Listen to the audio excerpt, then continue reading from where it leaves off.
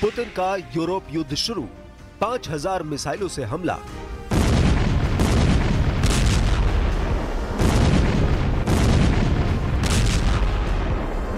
Britain की राजधानी London में 15 यूरोपीय देशों ने पुतिन को सीधी युद्ध की धमकी देकर पूरी दुनिया को तीसरे विश्व युद्ध में धकेलने का काम कर दिया है।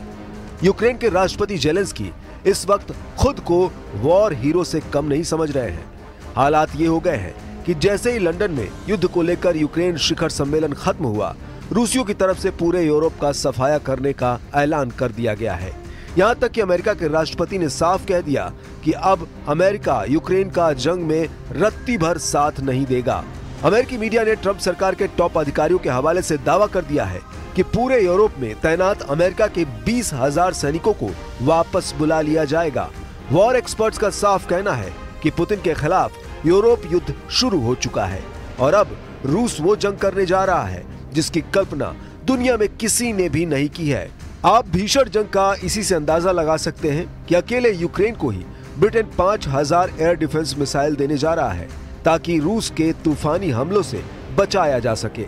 हम आपको दिखाने जा रहे हैं ये कैसे अब रूस यूक्रेन के उन इलाकों पर कब्जा करने जा रहा है जो अभी तक उसके कंट्रोल में नहीं है। साथ ही हम आपको ये भी दिखाएंगे कि बिना अमेरिकी सहायता और साथ के यूरोप और यूक्रेन रूस से जंग कैसे जीतने का दावा कर रहे हैं।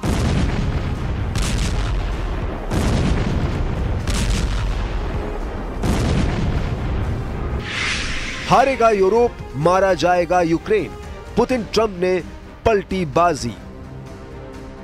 ट्रंप और जेलेंस्की के बीच हुई तीखी बहस के बाद से यूक्रेन जंग अब यूरोप जंग में बदल चुकी है।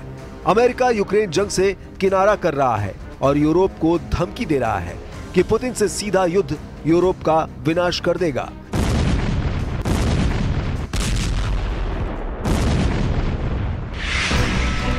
हालात ये हैं कि रूस से सटे देशों में भारी संख्या में यूरोपीय देशों के टैंक, सैनिक, मिसाइलें, बख्तरबंद और रॉकेट ब्रिगेड पहुंच रही है। इधर पुतिन ने पूरे यूरोप पर भीषण हमले कर दिए हैं क्योंकि रूस को एहसास हो चुका है कि यूरोपीय देश अब किसी भी कीमत पर यूक्रेन जंग नहीं रुकने देंगे। जरा देखिए रूस और अमेरिका ये क्यों मानकर चल रहे हैं कि तीसरा विश्व युद्ध यूरोप से शुरू हो चुका है। हम आपको लंदन में हुई उस मीटिंग के दावे बता रहे हैं जिसमें यूक्रेन को एक से बढ़कर एक हथियार देने और अरबों डॉलर देने के दावे किए जाने लगे हैं। लंदन में यूक्रेन युद्ध को लेकर हुई मीटिंग में 15 देशों के राष्ट्र प्रमुख और वरिष्ठ नेता शामिल हुए। यहां राष्ट्रपति जेलेंस्की के सामने ऐलान किया गया कि यूक्रेन को हथियार और पैसों की कोई कमी नहीं होने दी जाएगी। इस बैठक में तुर्की के विदेश मंत्री, नेटो के महासचिव, यूरोपीय संघ और यूरोपीय काउंसिल के प्रेसिडेंट शामिल हुए। इस दौरान ब्रिटिश पीएम कीर स्टारमर ने यूक्रेन को 14,000 करोड़ रुपए की मदद देने का ऐलान किया है। कीर स्टारमर ने ऐलान किया है कि इस पैसे से यूक्रेन को 5000 एयर डिफेंस मिसाइल मिलेगी जो रूस के खिलाफ इस्तेमाल होगी। एक दिन पहले पीएम कीर स्टारमर ने जेलेंस्की को 24,000 करोड़ रुपए के लोन देने की बात कही थी। ब्रिटेन, फ्रांस और जर्मनी रूस के मुकाबले के लिए यूक्रेन को तैयार करने में जुट गए हैं। यूरोपीय कमीशन की अध्यक्ष उर्सुला वॉन डेर लेयन ने कहा कि हमें सबसे खराब हालात के लिए तैयार रहना चाहिए, जबकि नेटो चीफ मार्क रूटे ने साफ कहा है कि यूरोप और यूक्रेन को सपोर्ट बढ़ाने की पूरी ताकत से कोशिश शुरू हो जानी चाहिए। जर्मन चांसलर और ओलाफ शोल्ज ने कहा कि यूक्रेन और यूरोप रूस की शर्तें नहीं मानेंगे और उसकी आक्रामकता पर जमकर पलटवार करेंगे। No, I wouldn't trust Putin, which is why I want a security guarantee. I wouldn't trust him not to come again because he's proven that he will come again. He's already done it. And we know what his ambitions are. But that is precisely why we need a guarantee to the deal. There's no point in a deal that falls apart after a number of months or years. Ganz klar bedeutet das auch, dass die russischen Perspektiven nicht akzeptiert werden können. Ich will das noch mal sagen, es ging Russland immer darum, in der Ukraine eine Regierung zu etablieren, die nach russischer Pfeife tanzt. Das kann nicht akzeptiert werden. Die Ukraine ist ein europäisches Land, das sich entschieden hat, in die Europäische Union zu wollen, eine demokratische und souveräne Nation. 25% Ukraine पर कब्जा, 10 लाख यूक्रेनी रूस के गुलाम। इधर दूसरी तरफ Trump और Putin के करीबी ने यूक्रेन जंग को बेहद खूनी बना दिया है। हालात ये है कि रूस ने पिछले 48 घंटे में यूक्रेन के बहुत बड़े इलाके पर हमले शुरू कर दिए हैं।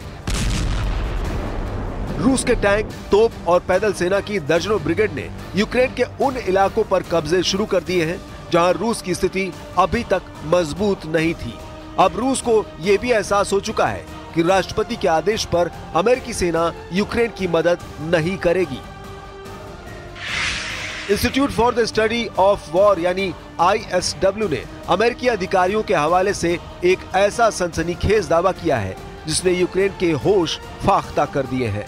SW की रिसर्च और दावों के मुताबिक पुतिन का रूस यूक्रेन के उन शहरों पर पूरी तरह से कब्जा चाहता है जो अभी रूस के कब्जे में नहीं है। वॉशिंगटन DC में स्थित ISW थिंक टैंक ने नोट किया कि इन क्षेत्रों में कई बड़े शहर हैं जिन पर रूसी सेना का वर्तमान में कब्जा नहीं है और जब्त करने की कोई संभावना नहीं है। बचे हुए 4 यूक्रेन क्षेत्रों पर रूस के कब्जे में बड़े शहर शामिल होंगे, ऐसा दावा किया जा रहा है। जैसे खेरसोन सिटी जहां लगभग 2,75,000 की आबादी है, उस पर रूस पूरा कब्जा चाहता है। इसी तरह से यूक्रेन क्रामाटोरस्क पर कब्जा चाहता है जहां यूक्रेन के 1,47,000 नागरिक रहते हैं। इसके अलावा रूस ने यूक्रेन के ज़ापोरिजिया सिटी पर दावा ठोका है जिसमें 7,06,000 यूक्रेनी नागरिक रहते हैं। ISW का अनुमान है कि यूक्रेन के कम से कम 10 लाख से ज्यादा यूक्रेनी नागरिक रूस के गुलाम हो जाएंगे और यूक्रेन का एक बड़ा इलाका यूक्रेन हार जाएगा। Не ми граємося, не Україна грається з Третьою світовою війною. Ні. Насправді, ми ж розуміємо, що Україна, більше схоже на те, що нас використовують в цій грі як якусь розмінну монету. Але ми вистоїмо однозначно. Ми впораємося з допомогою чи ні, але ми впораємося, бо в нас нація дуже сильних духом людей. यही वजह है कि रूस के खूनी हमले और यूरोप पर मंडराते तीसरे विश्व युद्ध के खतरे को देखते हुए कई नेटो और यूरोपीय देशों ने चेतावनी दी है कि अगर रूस से जंग करनी है तो आखिरी युद्ध करने को तैयार हो जाओ। नेटो और यूरोपीय देशों में शामिल पोलैंड के PM डोनाल्ड टस्क ने रूस से बड़े और लंबे युद्ध को देखते हुए बहुत बड़ा बयान दिया है। पोलैंड के PM डोनाल्ड टस्क ने साफ कहा है कि यूरोप साहस की कमी से जूझ रहा है। यूरोप में 50 करोड़ यूरोपियन 30 करोड़ अमेरिकियों से क्यों मदद मांग रहे हैं, ये वाकई यूरोप के लिए शर्मनाक है। हम 50 करोड़ यूरोपियन 14 करोड़ रशियन से अपनी सुरक्षा के लिए अमेरिका का मुंह क्यों ताक रहे हैं। अगर अभी भी यूरोप ने रूस से मुकाबला करने का साहस नहीं दिखाया तो यूरोप का वजूद खतरे में पड़ जाएगा।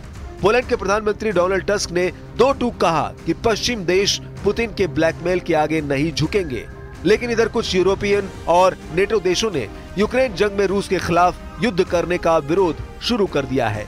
यूक्रेन के सपोर्ट के मुद्दे पर यूरोपियन यूनियन EU के अंदर भी दरार नजर आ रही है। स्लोवाकिया के प्रधानमंत्री रॉबर्ट फिको का कहना है कि वो यूक्रेन को आर्थिक और सैन्य तौर पर मदद नहीं देंगे। यूक्रेन कभी भी सैन्य ताकत के दम पर रूस को बातचीत के टेबल पर नहीं ला पाएगा।